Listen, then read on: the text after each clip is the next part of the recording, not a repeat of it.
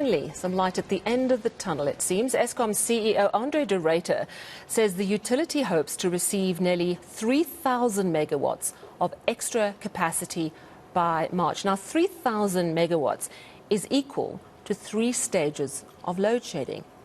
De Ruyter highlighted the need for additional capacity during a parliamentary session this afternoon. This comes amid the implementation of almost continuous blackouts over the past few weeks. De Ruyter has been answering questions in Parliament. He also highlighted non-paying municipalities are costing Eskom more than 57 billion rand. Additional capacity is an extremely important lever, and as Eskom management we have been advocating for additional capacity to be added to the grid to the tune of 4 to 6 gigawatts for at least the past 3 years. We have secured additional imports from our neighbours, and South Africa is now in fact a net importer of electricity, not a net exporter.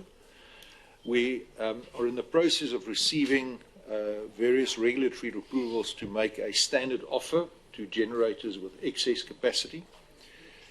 There are programs in place to do emergency procurement.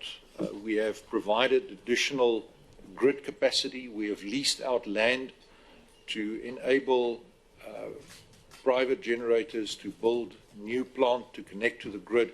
And then, of course, there are the connections afforded to the Section 34 procurement program run by the Department of Mineral Resources and Energy through the IPP office. By March of this year, we think that we can get as much as 2,900 megawatts of capacity. There are delays which we need to point out to you, and this is due to various delays on NERSA concurrence and alignment on the procurement mechanism with DMRE. These matters are enjoying the attention of the National Electricity Crisis Committee, and they are being handled there under the direction of the President. Well, so what De Ruyter there is saying is that if all goes well, as early as March, we could be importing up to 3,000 megawatts of power from our neighbours. That would knock out 3 stages of load shedding, which would then likely mean that if we are going into load shedding, it would be the earlier stages only, which, as we know, has much less dire impact on the economy. Of course, there are lots of interventions being discussed, lots of plans being made. One of them is this proposed state of disaster around the electricity crisis, endorsed by the ANC.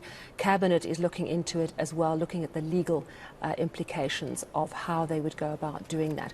However, various industry bodies and experts gathered today, held a joint press briefing, and they believe a state of disaster would be a disaster. Representatives from Agri-SA, organisation undoing tax abuse, and a number of academics said the proposal shows that there's no real political will to deal with the problem, and they say that other solutions should be urgently sought to avoid an economic meltdown. Well, eNCA's Pule Letshwiti-Jones was at that briefing today, and he joins us now.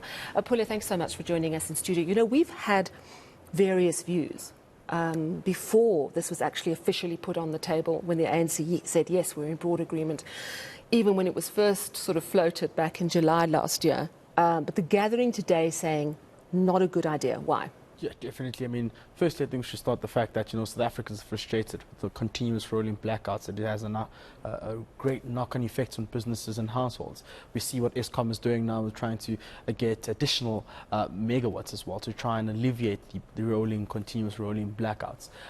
But the civil society, of course, and other organizations, and also Agri-SA, saying that much more has to be done. In fact, while they welcome this, they're saying that government cannot now try to implement the national state of disaster, as we saw what happened with the COVID disaster as well, where billions and millions of monies were mismanaged and allegedly looted due to rampant corruption that was not looked into. And therefore, they believe that this is not quite ideal. They believe that this move will wield a government with much more additional power, which will allow it to actually relax some of the procurement policies, enabling room for corruption And they're saying that cannot be the order of the day when we're facing this, bad energy crisis. And therefore, they're saying there should be much more implementable solutions, such as collecting money from municipalities, which are owing Eskom just about 57 billion, which is quite a lot of revenue that has been lost to municipalities not owing. And I think it is quite, quite educative as well, as academics were there as well, saying that they've been writing to government as well, and they're saying government should listen as well to some of the policies that have been given out to them as to how they can stop the national state of disaster, but implement solutions which can work for the country. Let's take a listen to what one of the academics had to say. What is the role of our public institutions? Because we do have these public institutions. And why are they not stepping forward to demonstrate capacity, merit, and potential in solving our national problems? Why do we have executive? Where is the president? What is the president doing about the Eskom problems? For many, many years he's been there. He should really by now be understanding the problems of energy that we are facing. Yeah, I mean, it's interesting because I think the idea behind declaring a state of disaster is to actually speed things up. But the questions are, what is it going to speed up? Aren't there more efficient ways of doing it without giving so much power into the hands of a government? Interesting that Agri-SA joined this gathering as well. A few weeks ago, they actually told this program that they would be speaking to the agriculture minister to ask for some sort of subsidies for farmers who are battling with load shedding, even incentives for farmers to put solar panels on their roofs and that sort of thing. What were they saying today? Definitely, it seems as though this has a great knock-on effect on the agricultural department and, of course, the food development as a whole. I mean, I saw one statement from the Freedom Front Plus saying that it's most farmers in Limpopo are really, really greatly impacted in terms of cable theft, in terms of how when there's load shedding, kettle, amongst other food crops, are being stolen as well by nearby community members as well. But the Agri-SA CEO, Mr. Christo, saying that it is quite important that the agricultural department be prioritized in terms of them receiving subsidies and, of course, being receiving that sort of leniency when it comes to load shedding as well, because if food security really isn't taken seriously, then you have a problem whereby many people cannot afford food as well. Yeah. The cost of living is very high, as we speak. And it means that now farmers will have to look at other solutions in this instance. And therefore, they believe that the president should actually reject this proposal, which would look into declaring a national state of disaster, because they're saying it won't take the country forward. And therefore, there are much more other solutions that can really be implemented. Let's take a listen to what he had to say.